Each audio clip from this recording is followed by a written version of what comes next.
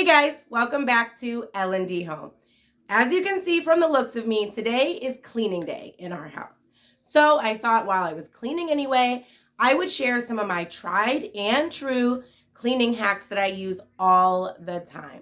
But I'm also going to be testing one or two cleaning hacks that I saw on Pinterest as I was scrolling through that I have never tried before. So let's go ahead and jump right on in and get cleaning. This first hack is actually one I've never tried, but I thought of the other day when I was doing the dishes. I hate when our soap dispenser gets all gunky and gross. And I was thinking, hey, I wonder if I can use a toothpick. My cleaning brushes never get in there, but a toothpick just might. So all I did was I got the soap dispenser wet and I took the toothpick and swirled it around inside. I wiped off, or rinsed off, I should say, any gunk that was coming off on the toothpick, and I just kept doing this until I felt like the clog was nice and clear.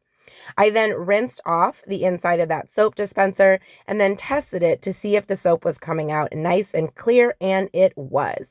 I will definitely be using this hack all of the time. I hate the look of a gunky soap dispenser, and I hate when my soap doesn't come out smooth.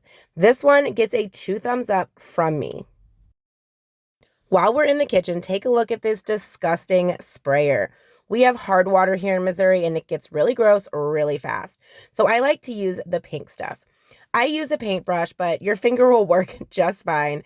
I just like to get all of the cleaner inside of the little holes that the water comes out of, because that's where everything is gunked up. I push everything in there really, really good, and then I let it sit for about 10 minutes.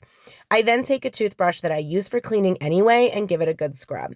I probably need to upgrade and get a new toothbrush that's actually firm, because I do have to do quite a bit of scrubbing, but this is just what I have on hand.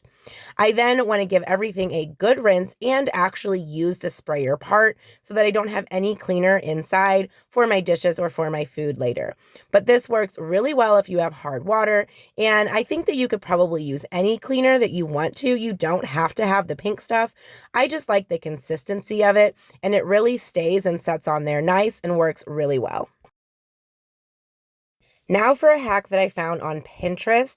If you have a really gross clogged drain, you're going to use, I think it was 1 tablespoon of dish soap. It didn't say what kind, so I just used what I had on hand. Then you're going to need half a cup of baking soda. And in the video I watched, this went way better. Mine just kind of flopped out everywhere and didn't even go in the holes, but here we are. And then you're going to need 2 cups of vinegar. Again, it looked better in the video. Mine just kind of went all over the place, but we're going to try it. Then you place a towel on top, and you're supposed to let this sit 10 minutes and wait. Now that you've waited 10 minutes, you're supposed to remove the towel and you're supposed to pour really hot water in there. I just turned on the faucet and I did let it run for a while so the water would heat up and get really, really hot. I will say it does work, but if your drain is really clogged, I don't think it works super well. I have really curly, coily hair, so there's probably a lot of hair in this drain, and I don't think this hack is made for hair in the drain.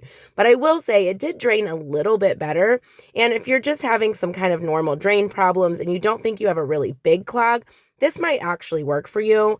But if you have a really large clog and you've really been struggling like we have to get it unclogged, this is probably, unfortunately, not the tip for you.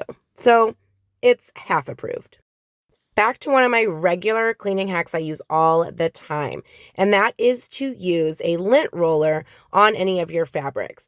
I don't always like to wash everything every 5 seconds, and we have 2 dogs, so things get really gross. Like, look at that. That's disgusting.